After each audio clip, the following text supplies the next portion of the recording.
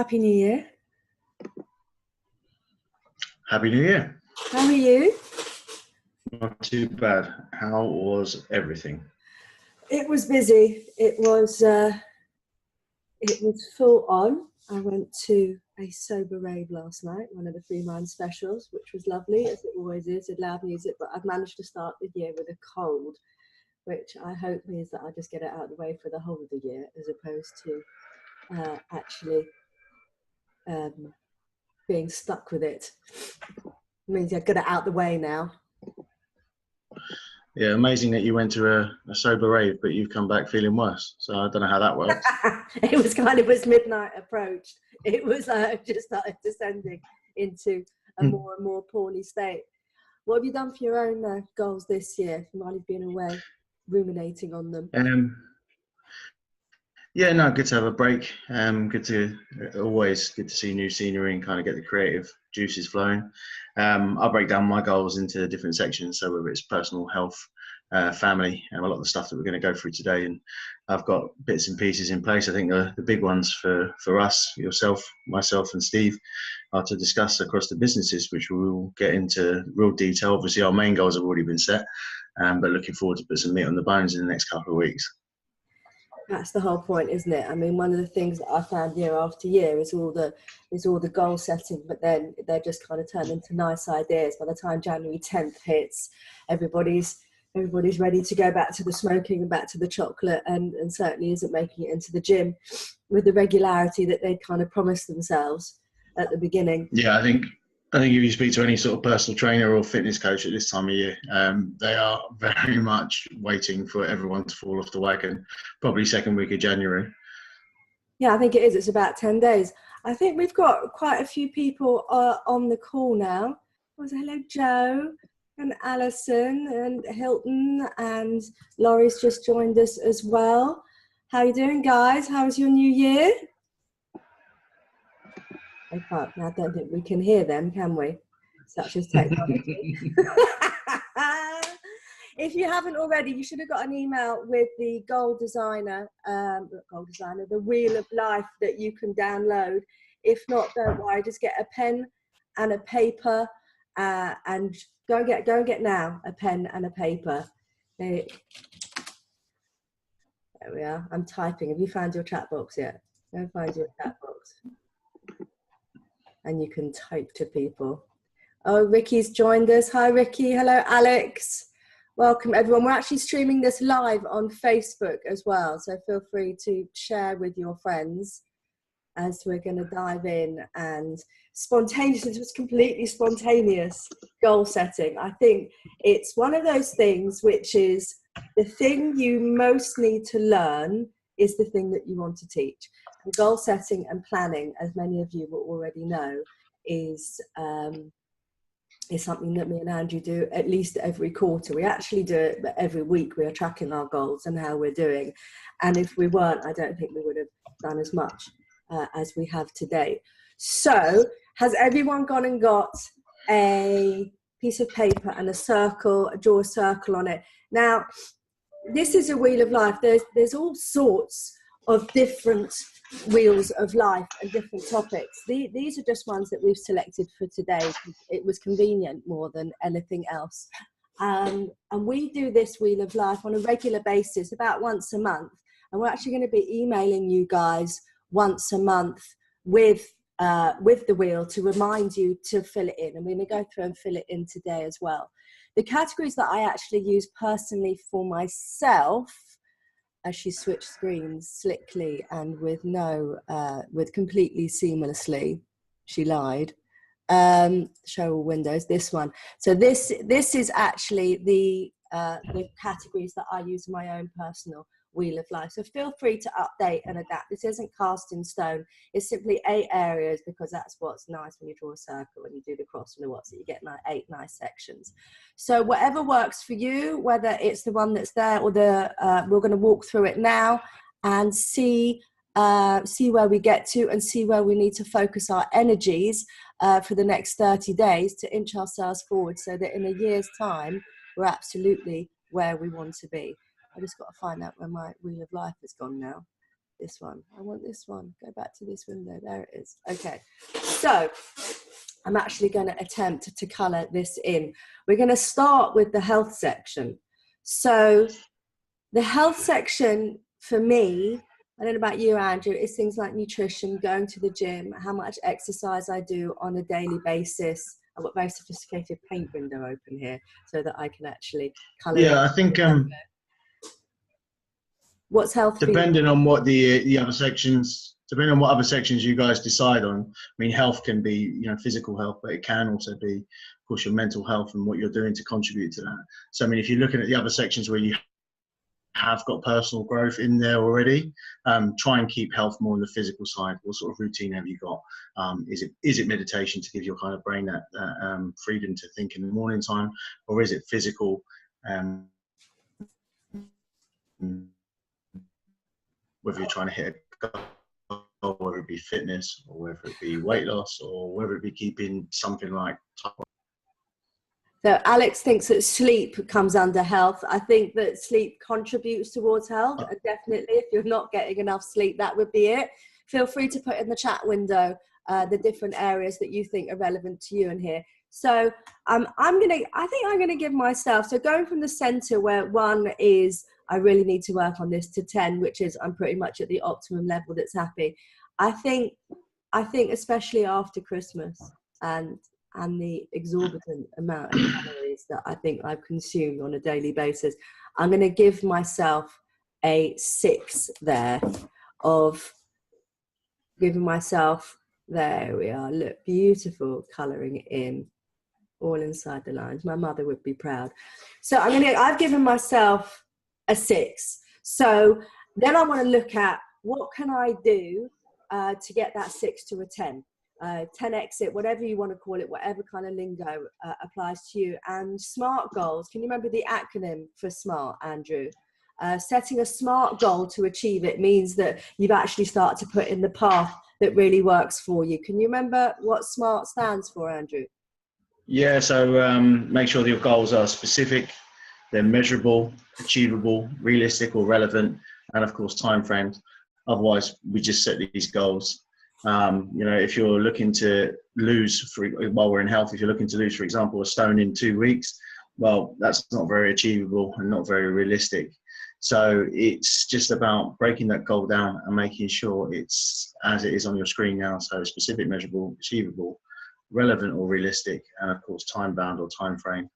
And we'll be doing this, so you'll be able to, on each of these sections, we'll be scoring, and then you'll be setting goals in this format based on what we want to achieve. Some of these might be 12-month goals for the entire year, others might be very short term, but this is just putting the groundwork in now. So I think you, Lisa, you already had one set for the end of January on health. Yeah, my one is going to be that I'm going to lose 2 kilos. So specific is 2 kilo. What is the 2 kilos? It's measurable. I think 2 kilos is probably achievable, probably just by drinking more water and stop eating chocolate and not eating all the Haribos that seem to end up on my desk at the office. Is it relevant and realistic? Yes, definitely. And is it time bound? Yeah, I'm going to do it within the next 30 days. In fact, what I'm going to do is in the follow-up email that comes out to you, we've got a Miracle Morning WhatsApp group where I'm going to be putting up my goals and my progress so that they're there for the 25 plus people to see. I'll send you the link to it so that you can join it as well. Because what I find is if I've got an accountability partner, it's not like you can hide, because it's like Weight Watchers, isn't it? Because if you haven't got a weigh-in tomorrow, no one knows that you're eating the packet of Hobnobs. I'm just reading what sleep 100%. This is the elements that contribute to deep sleep, which is less alcohol in the evenings. I didn't know that, actually. So back to the Wheel of Life. I'd love to hear some ideas from you guys who are on the call as far as what you feel you're going to do towards health or what you can improve. Also, I'm going to the gym. At the moment, I dog walk every day. So I'm kind of doing exercise every day. And then I swim 2 to 3 times a week. But I think I definitely want to commit to getting in the gym at least 1 time per week more over the next 30 days. Working towards my next birthday as well. Andrew, what are your commitments going to be? Well, I've kind of the way that keeps me on board, as you mentioned, accountability already, is part of the BNI chapter. We've got a new member who's cancer research based up in Barnet, and as you know, I tried to do a parachute jump about 5 years ago, and it got rained off on the day. But me being about 17 stone and I'd say a little bit heavy after Christmas, means that there's weight loss involved in order to do that jump. So looking probably third week in April to do that jump, which means a lot of weight loss, and with that comes a lot of fitness, which directly affects my type of diabetes, which it all kind of ties in really, really well. So that's quite a nice, structured, specific, measurable goal that I'll be working on daily. And as I'm not getting any younger, bringing my diabetes into focus as well, of course, means to the joy of hopefully everyone, I'll be living a bit longer as well. Is there anyone that doesn't know, diabetics can be just a tiny little bit moody on occasion, which is every now and again. Every now and again, which is why it can be to the benefit of all, should a diabetic choose to control their diabetes better. I'm going to move on to relationships next. So relationships, I'd say, it's friendships. If you have a partner, a husband, a wife, a significant other of any description, members of your family. Specifically for me, actually, at the moment, I've been working on the relationship with my kids, who are both teenagers, and that can be a little bit challenging because they don't necessarily want a relationship with me anymore. And also improving the relationship with my mum and my brothers, especially as my mum lives abroad. So I'm going to give my relationships right now. I think I'm going to give my relationships a 7. Look, beautiful colouring in. Sorry. There we are. There we are. Colour that in. I'm going to give that a 7. So some of the things that I could probably do is, instead of letting the kids take their meals to their bedrooms because they're in front of one or multiple screens simultaneously, I could enforce a once a week dinner at the table. I could enforce helping me make dinner once a week, or planning a family activity that isn't just coming to the supermarket with me. What about you, Andrew, relationship wise? Yeah, I think the kind of the meal thing we've got sorted in the evenings. Obviously, my kids are a little bit younger than yours, so definitely fighting them on the screens, but maybe not multiple screens just yet. But I think it's more quality time for me and being present. You know, we're all busy and we run multiple businesses, which is fantastic, but not at the cost of looking at your phone every 5 seconds, especially at the dinner table. So for me, it's maybe even something like putting a basket at the front door, bringing the phone in and checking it once an hour. Because of course we've got to be reactive and available for work and emergencies. But as you guys will know, you can always set your phone that certain numbers can always get through to you. So if it's that much of an emergency versus checking Facebook 17 times and WhatsApp 35 times an hour, then perhaps that's something I can do to make sure that I'm fully focused on my kids and the relationships that I'm involved in.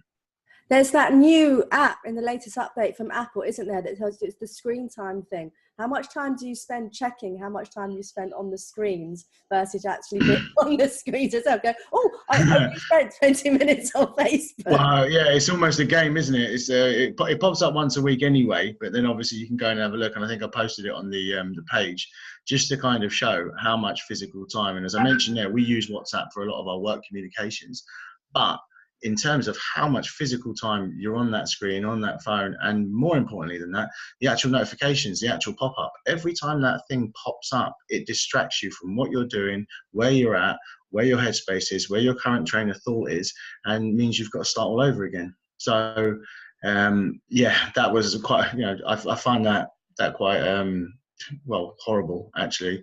The fact there's probably 79 distractions on average per day, or whatever it is, whatever the post was. So 100%, that's something that needs to kind of change for me. I've also been noticing when my daughter, my 16-year-old daughter, sits on the sofa next to me when we do watch a film together and she's on her phone, how upsetting I find it. Or when I'm driving her to school or something and she's on her phone in the passenger seat. And she's basically made a deal with me, which is she won't go on her phone when she's with me if I don't go on my phone when I'm with her. So there is a little acknowledgement there. Yeah, there was the Simon Sinek, a recent talk he did. We'll try and find the link and get it sent out to everyone.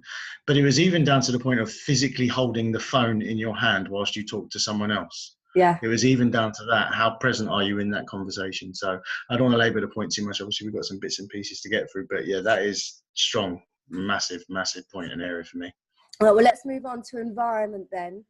Environment in this context here is your surroundings, is your colleagues, your acquaintances, your neighbours, your home, your physical environment that you're in on a kind of day-to-day basis. If you consider that a positive space, if there's something you can do to improve that, you'll see there's quite a lot of posts from me and Andrew around you are the sum of the 5 people that you spend the most time with. I find that particularly true as far as wanting to be around people that stimulate me and inspire me. And that's not to say that not everybody does in their own way, but it also depends on what space I'm in.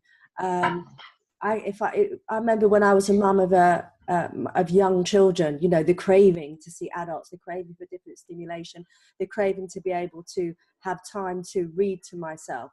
So I think actually I'm gonna give myself a 6, I think, for my environment and the people that I spend time with, because I think I could improve that as far as actually I spend way too much time kind of at home in front of the computer, and I could spend a lot more time with people of value and quality and going out and people that love me and that I love.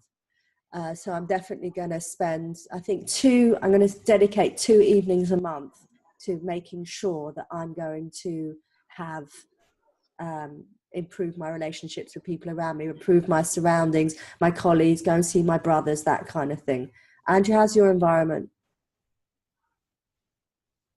Andrew? I think, as you said, this is one thing that I've kind of not struggled with, but it is in terms of work and in terms of the Marvel offices in particular, you know, fantastic environment. We obviously do a lot of networking. The BNI environment, again, absolutely brilliant. But it's always constantly seeking, you know, more stimulations. So am I putting myself out there enough in terms of continual personal development or the right environment to continue to network in the right way? So I know the Institute of Directors is something I'm looking at this year, and being around those people in that environment, I hope will have a benefit, and I can, of course, benefit those people as well. Fantastic. Right, let's have a look at the next section that we want to look at. I'm changing screens very subtly on the other computer, trying to be discreet. Career, yes. Career, your job, your career strategy. If you're a business owner, targeting where you want to go with your business, or if you want to launch a new business, how much time, investment, and social status that you have in your career. I'm probably an 8 here. I definitely this year we've got Marvel, we've got the Business Catalyst, we've got Crisp, we've got all the different clients that we mentor and that we coach, which is our most favorite thing to do in the world. I think we've got a lot of restructuring to do this year. I've got a 26-month plan. I have 26 months until I'm 50. And I've got some big things that I want to put into place so that by the time I get there, the foundation blocks, I'll have the choice to kind of take my foot off the pedal a bit. So my career at the moment, I'm going to give it an 8 out of 10 because of the restructuring we've got on this year. And once we've achieved that restructuring, I'm going to put myself up a notch. So what are my 30-day goals in that? They're going to be around having the plan built, and the plan of rolling it out as well, not just the ideas. And that will definitely be happening before the end of January. Where are you at? Where are you feeling that you're at in your career path? Yeah, I mean, we're very lucky that we've got a decent balance in the Catalyst team with me, yourself, and Steve. And as you mentioned there with ideas, it's so important to kind of fuel those ideas and have time for those ideas and not get caught up in the minutiae of the day-to-day, which towards the end of 2018 we certainly did. So having this little bit of time in that weird bit between Christmas and New Year's when you can sort of, you know, have your dreams and put them down on paper, it really, really works. As you mentioned, the restructure that's going to go on with Marvel in particular, the integration clients that we have with Catalyst are growing and growing. We've potentially got 2 more, so really, really happy and really, really looking forward to getting involved directly on a day-to-day with those companies, and of course the personal coaching again. So yeah, career-wise, I feel really, really strong at the moment. Really, really happy, really motivated as well.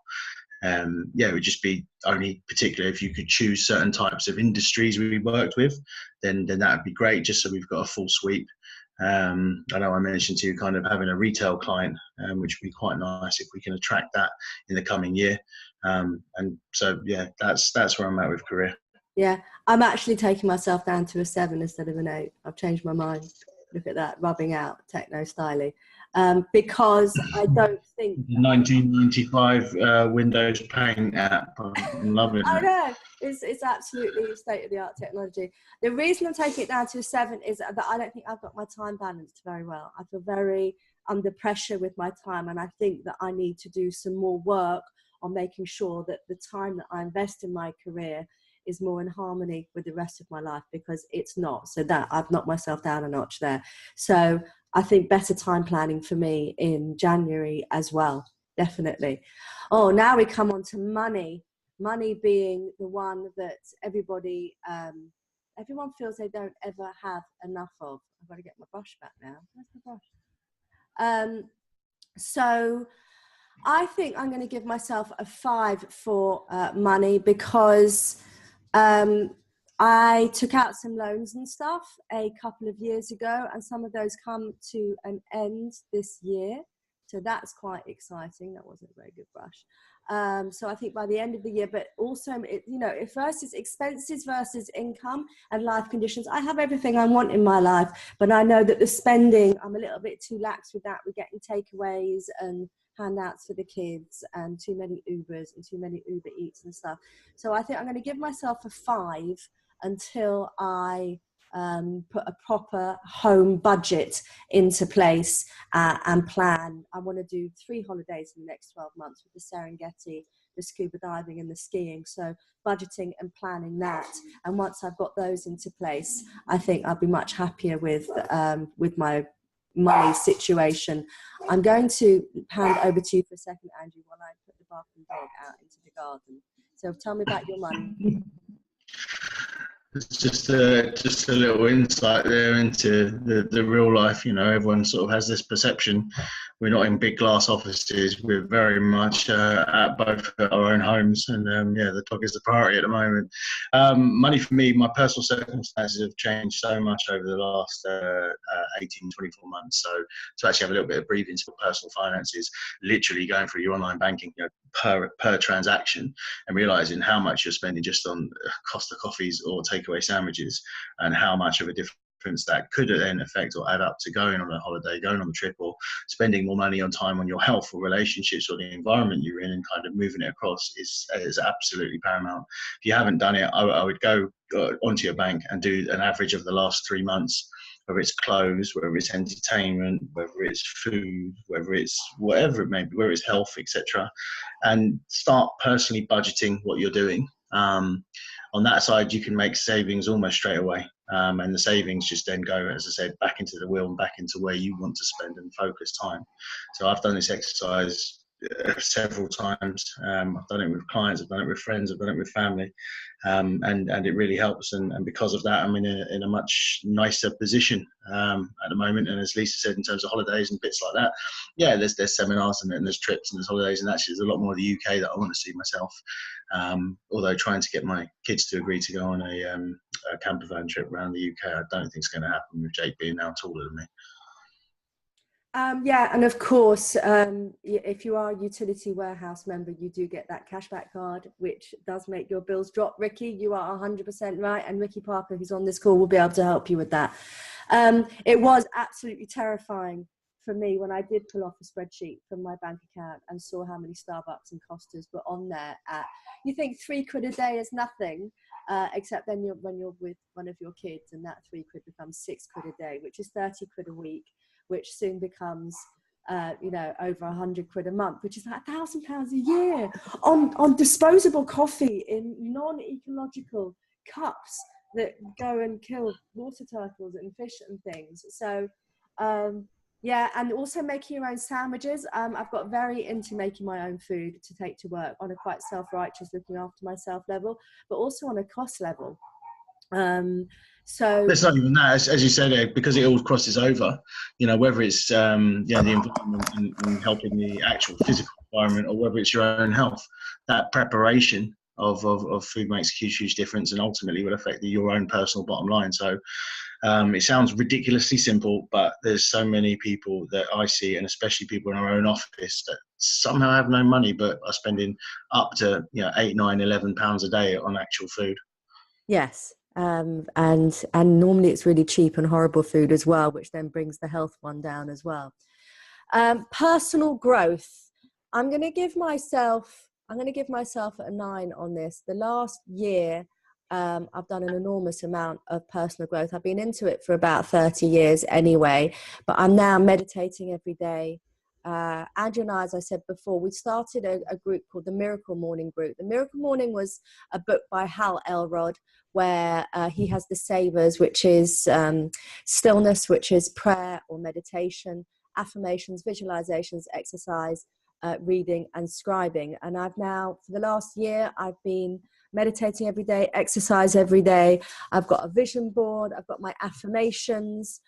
Sometimes I can combine the two. I'm reading or listening to an audiobook every day, and I'm journaling like crazy. My journal, I didn't realize, we just started this in I think July.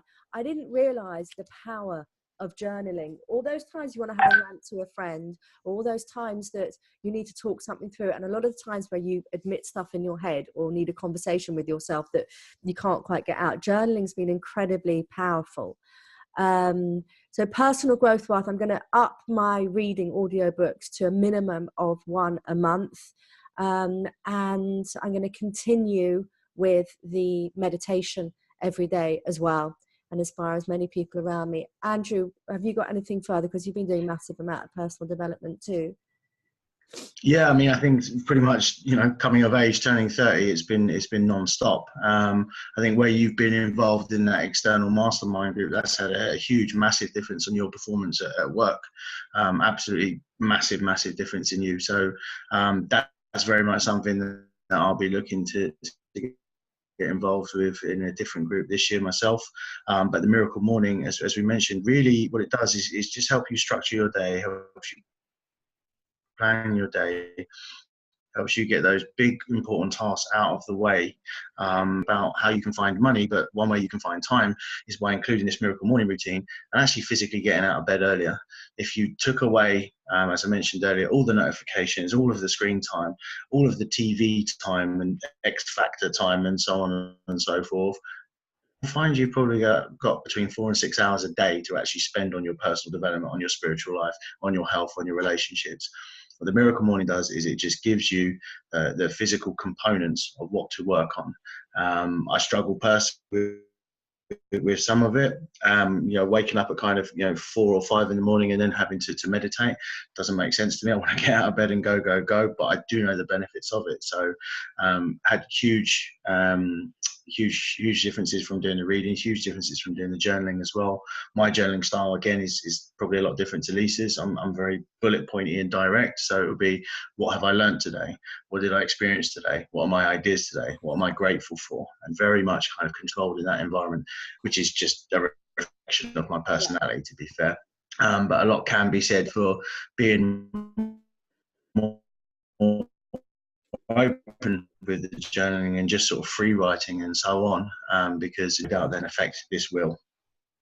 Well, yeah, I mean, this is the thing actually with a very good friend of mine, Lee Haywood, where if you're stuck on journaling and you're not feeling inspired, I actually have my basics here in the beginning of my journal, which is what I enjoyed most about the day, what were my miracle moments, my gratitude, my learnings, and how I can improve by 1% tomorrow.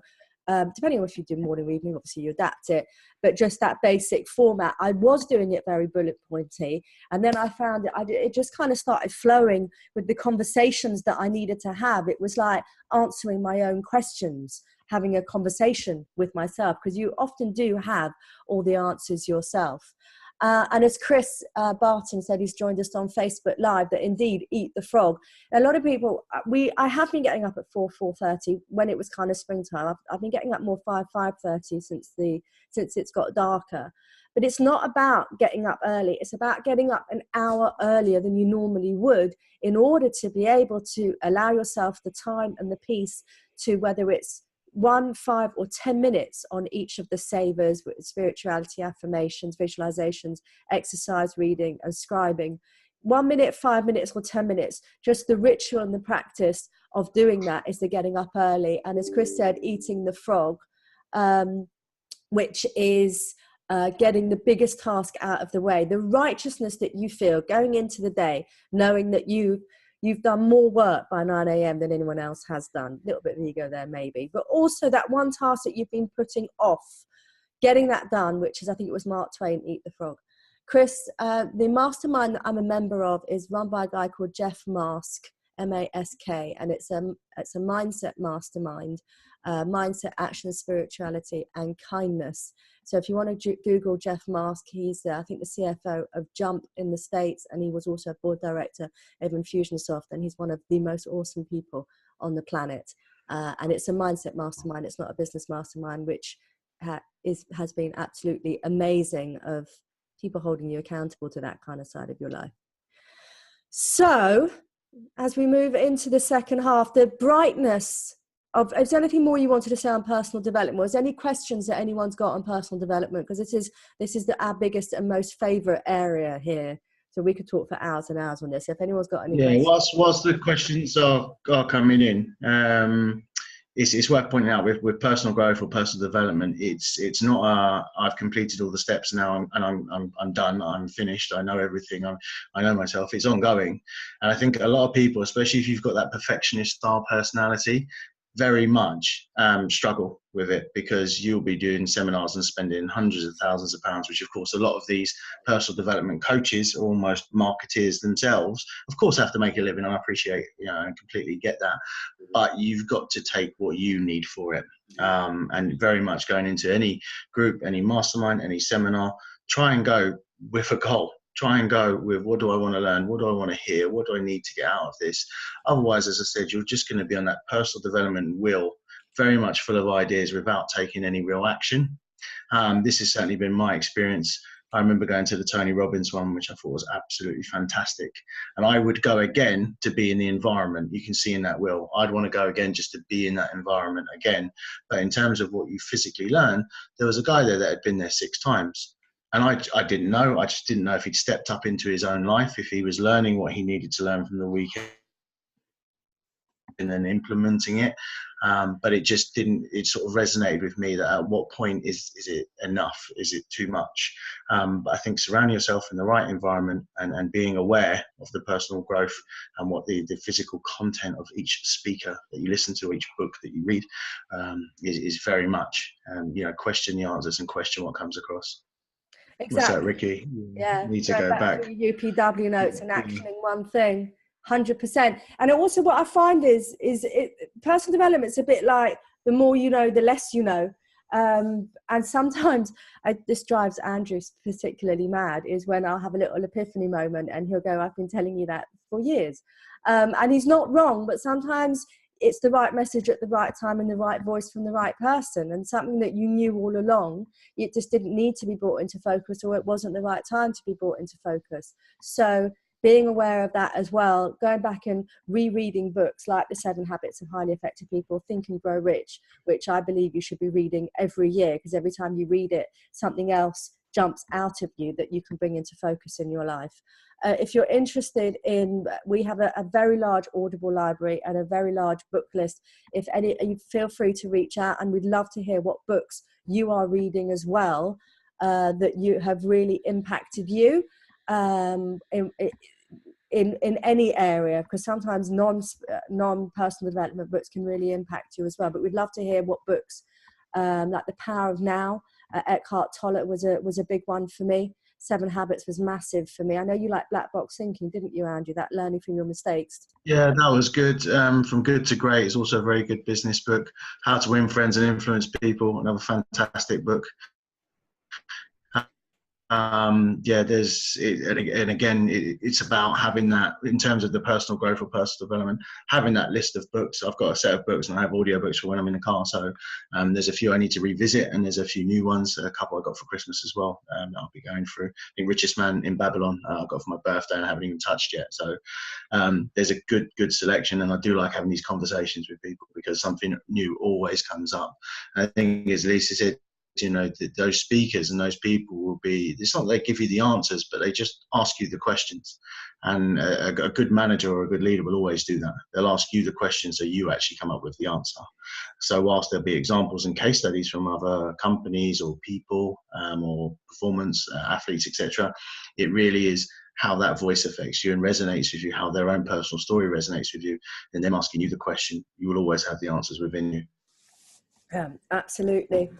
I'm going to move on now to the brightness of life, which in this context is what are you doing to make your life brighter? What are you doing to entertain yourself? Have you got a hobby? Are you going traveling? Are you visiting museums? Are you doing a parachute jump like Andrew? What are the things that you're doing to actually improve the brightness of your life and get yourself out of the everyday? You're getting your nails done every week. Are you taking that time for yourself, which is all so important, as Ricky and I have discussed many a time, of getting away from the children as much as we love them means that we will love them more, because as a wise man once said to me, my alone time is for your own safety. So I'm actually going to put myself way down here on a 3 here. I don't do enough. The personal development stuff, which I often combine my audio book with my dog walk or my visualization with my swimming, but I don't get out there and do enough exciting stuff, and I really need to kind of bring that into focus, I think. And you got a parachute jump booked. What else have you got? For me, this one is exercise has always been a part of what I do. The gym's always been a part of what I do, and obviously links well to health.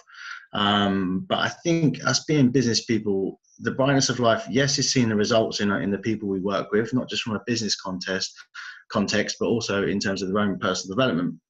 We're able very much to create opportunities and see people succeed and help them fulfill their own goals. That's from our employees and our actual clients as well. So very much get a kind of great sense of well-being in terms of that. But in terms of other things, having a personal hobby is something I really struggled with. Actually, just before Christmas, using some of my old plumbing skills, funnily enough, I started creating a few bits and pieces, whether it's candlesticks or iPad holders and all that, and found that quite fun and quite nice and quite calming as well. So it doesn't sound very exciting, but it was nice to reuse sort of skills that I thought I'd kind of lost. But yeah, in terms of kind of other bits and pieces, I mentioned, seeing other parts of the UK and having those city breaks, as well as traveling. Always want to travel. Big family in Australia, and it'd be lovely to get out there. And again, having that balance in this will allow me those opportunities. Fantastic. Now, spiritual life. Jeff Mask, who I mentioned before, is actually a Mormon. And a devout Christian and a missionary, and we talk a lot about spirituality, and I'm a Jew myself. He's a Mormon. I'm not a practicing Jew, but I do believe in the universe. I don't believe in a enlightened bearded man up there judging if I'm going to go to heaven or hell. But spirituality for me is universal. I believe that the core beliefs and values that come into spirituality, it doesn't matter how you organize it or what labels or names that you give it, it definitely can be cross-pollinated, if you know what I mean. So religion, yes, it can be in their spiritual practices and beliefs of how important are your personal values for yourself. One of the key things for me in the last year has been defining my own personal values of what it means that every decision that I make should be in alignment with these values and these principles. So integrity and honor, and do as you would be done by, and honesty and trustworthiness, all these kinds of things. Your beliefs, the things that resonate with you, meditations. So I'm probably going to give myself, I think, a 9 on my spiritual life, because it's It is very close to personal growth. And as I said, in my own personal one of these, colour that in, I'm going to go circular on this one. In my own personal one of these, I don't have separated out, I think, spirituality and personal growth. They are kind of combined. Again, family and relationships can be combined as well.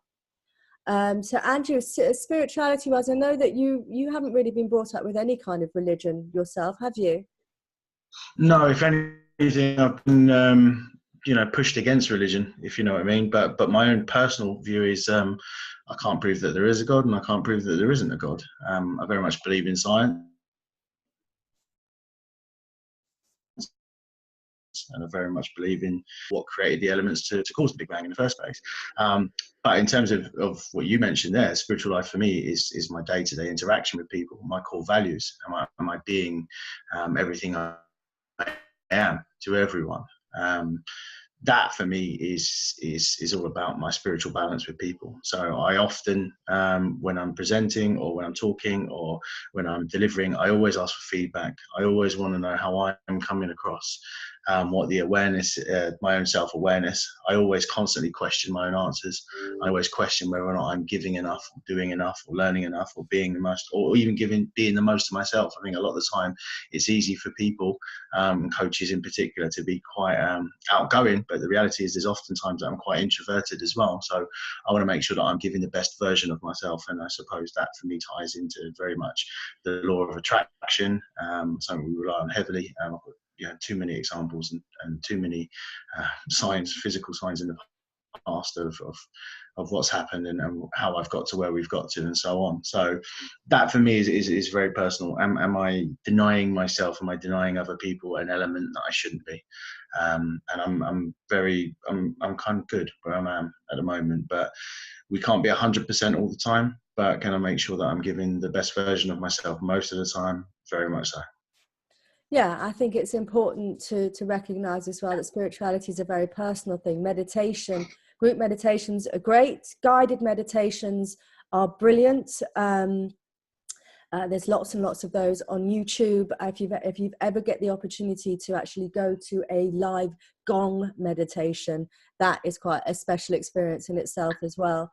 But the spirituality, I can't help but think that magic must exist. You know, the whole creation of life thing, of sprouting trees or gestating babies, it's just like there has to be something. Label it as you will, whether it's Christ, whether it's God, whether it's Allah or nature or magic or the universe, whatever label you need to give it. For me, there has to be something that creates that magic, basically. Wow. So my wheel looks a little bit wobbly, frankly. I'm not sure that a bike with that wheel would run very smoothly. Where are my points of focus? And my points of focus are definitely brightness of life, of creating more for myself. When I first did this, actually, back in, I do this regularly now. It was a little bit wobbly, if you can see that, when I drew it in my journal back in, I think that was August, that one. Being able to focus on these specific areas. And I actually, on one of my occasions, wrote out, how can I 10x each of these different areas? So for my health one, was going gluten and dairy free, which I now do. I don't do it religiously, but I do as a principle not have gluten or any dairy. Daily exercise, that's my dog walk at a minimum. To get my weight down, I'm not going to admit publicly what I was getting my weight down to there, but I got very close. To have good energy throughout the day. So they were my health goals, what it meant for me to 10x each of these different areas. I'm actually going to share my full screen here so you can see. These are the actual categories here that I have for my one that I do in my book. Relationships was about having better contact with my family and better relationships with my children and what I need to do there. Social was to spend more time, and you can see actually, I think that's on the personal in brightness of life here. A circle of friends who are like-minded, with whom I can be myself and laugh and have fun. my career, my spirituality, to be the best version of myself every day. So I went through each of the areas and I said, what would it take to take it to the next level or take it to 10x that? One of the things, Andrew, have you got anything more you want to say on this before I move on to the goal sheet? I colour this in. What's your wheel looking like? Have you been drawing one whilst we've been on screen, Andrew? No, just literally. Oh, breaking up a little bit there. I don't know whether that's just for me or not. I'll put it up on I'll see Facebook tomorrow so everybody can see it. But yeah, it's but it's very good doing this exercise in this visual. Look, it's not always possible. There's a massive hard time about it, but certainly you can see visually the areas. So now's the time where we create the physical goals based on each of those areas, which we are trying to then make smart goals. So we've done this.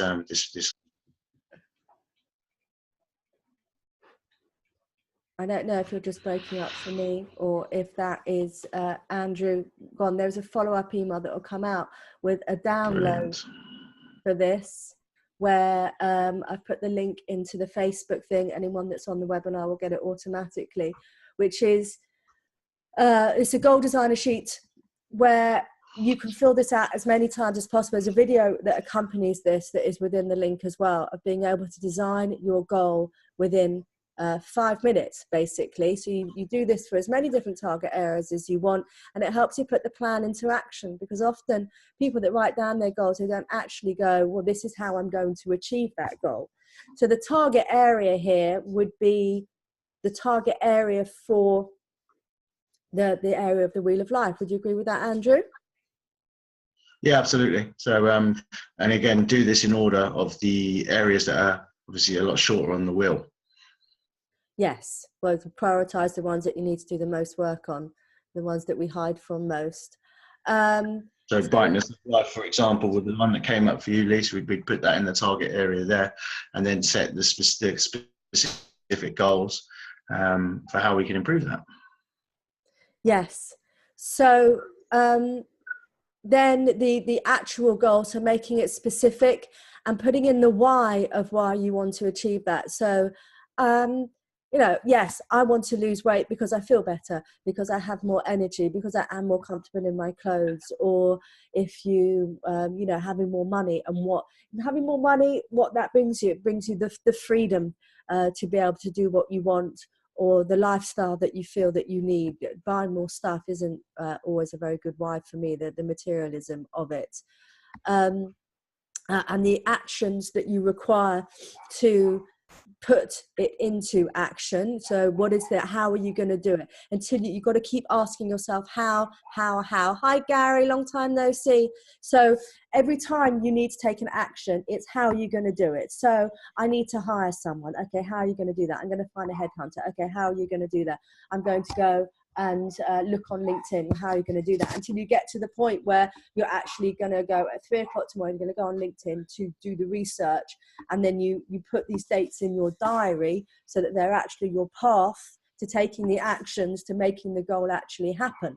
And if you put those actually in your diary as fixed appointments, then you will actually move forward with the stages of getting towards that goal. Because you can break a goal down into several different pieces. If I want to lose 10 kilos by the end of the year, my 30-day goal is going to be to lose 2 kilos. So that by the end of the year, if I do it 2 kilos a month, I'll be up to 24 kilos. There'll be nothing left of me.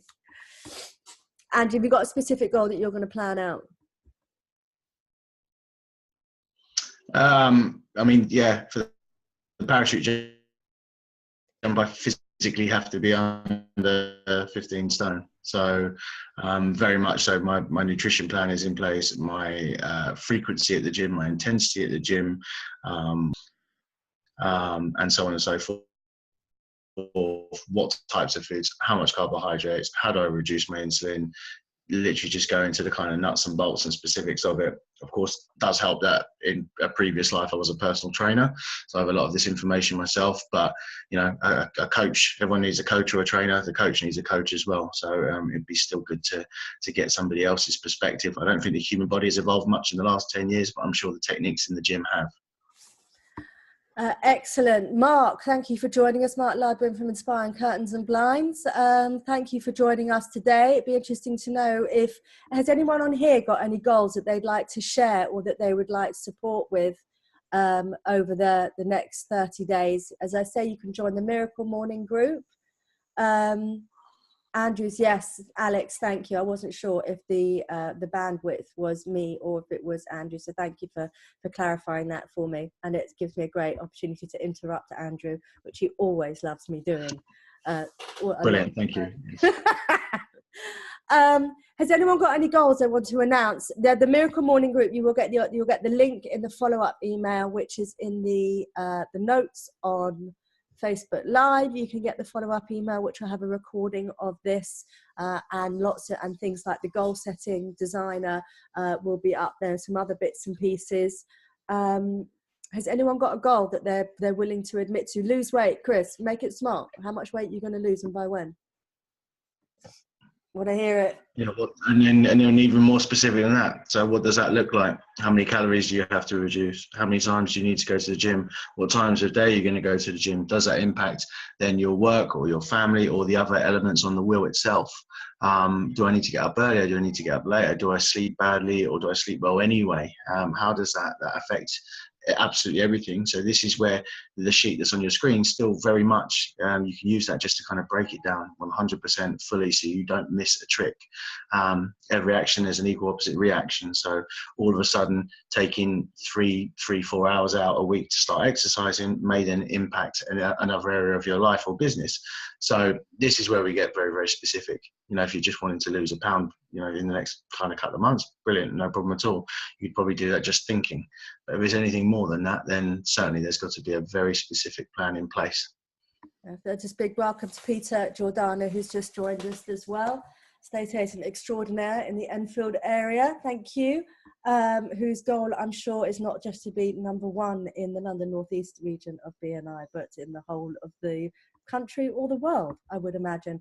One of the things that's really helped me with my fitness goals is I can have a tendency to be a tiny bit competitive, and having people to be accountable to or having fun with. So I've got a Fitbit, and there's Stephen and Dexter, two of my colleagues at Marvel, also have Fitbits, and we often do the work week hustle.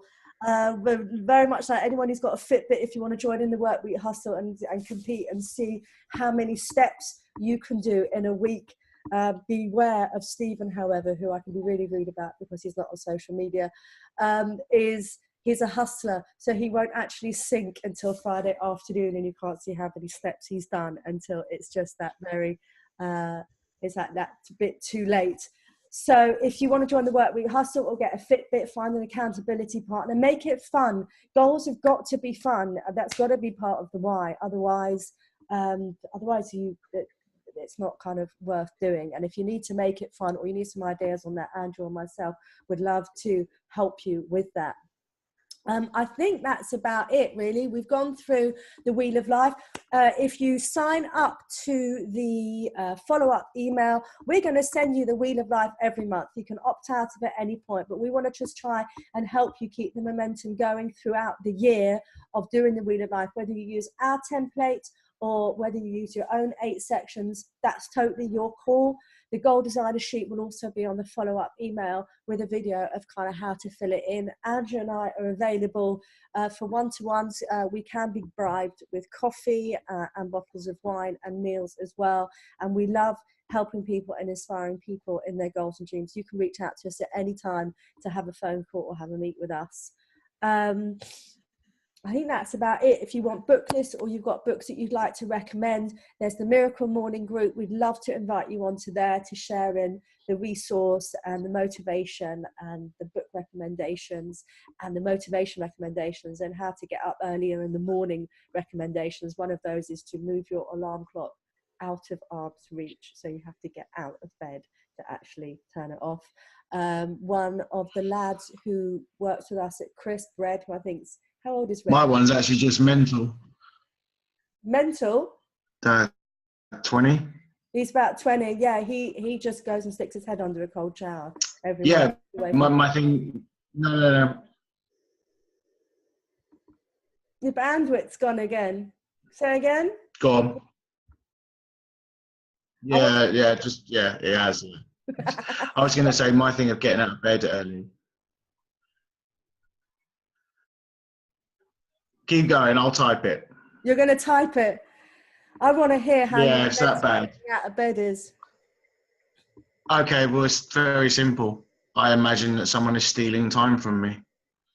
If you ever wonder about an hour extra in bed, look at what your average age expectancy is in your family, and however many years you've got left, times by 365 is how many days. And when you start looking at it in that kind of format, getting out of bed an hour early or an hour and a half early every day becomes very, very easy. So that is a well worthwhile exercise to do. So being a type 1 diabetic, I'm 36 now. Perhaps I'll have another 40 years if I'm lucky. 40 times 365. I think it's around 22,000 or 23,000 days. Doesn't sound like a lot. Time to get going, eh? Time to get going. Chris got 52 goals to complete before he's 53. I'd like to just do a very big, massive warm welcome from across the other side of the pond. David Bonney, who is part of the mastermind that I'm in, the Mindset Mastermind that I mentioned, has just joined us. I don't know whether he's in Nashville, Tennessee, or if he's in Virginia, or even if they're in the same place, because I don't know American geographics at all. But Bonnie, thank you for joining us. Really good to see you, and Happy New Year. Chris, 52 goals. Is that by the 25th of December 2019? You've got 52 goals to complete. That's one a week. I'd love to see what that list looks like and see your journey on that. That would be amazing. And Hilton says yes, the cold shower works well for him as well, getting out of bed. If anyone's got anything else they'd like to share with us before we wrap this up at 8 p.m. on New Year's Day 2019, please do join in on the follow-up email, which has the Miracle Morning group on there, because we'd really love to join you in your journey and have you support us in our journey as well. Anything else from you, Andrew? Any resolutions that you're going to admit to? No resolutions. Resolutions are what people generally fail on in the second week in January. So it's just goals and it's fixed. And like you said, it's about having accountability partners. And we've got that within the Catalyst team. We've also got it with the different clients we work with. We've got it in the Miracle Morning group. And publicly, if we display our goals, I'm accountable to absolutely everyone. So no, very, very much looking forward to the coming year across all the businesses and all the facets on the wheel that we had. Sorry? I might have to admit to giving up smoking today, the first day of January 2019. So, and Murphy's just joined us. Very good. So yeah, that's it. I'm giving up smoking today. So yeah, I'm going to be really ratty and in a bad mood and put on loads of weight. Look at how I'm already undermining myself and self-sabotaging myself before I've even started. But yes, today is the first day that I'm going to do that. So now I have to, because I've said it on Facebook Live as well. So there we are, guys. I'm going to send the recording out in the follow-up email as well. Please feel free to share it with people. Feel free to share the Wheel of Life with people and any other inspiration. Hi, Murphy. Good to see you. Happy New Year. And Paul Rothman as well, the best magician in London, I'd say, has joined us. Excellent. Happy New Year, everyone. It's 8 p.m. I'm going to go and spend some time with my daughter. Happy New Year, guys. Speak soon. God bless everyone. Stop the webinar now.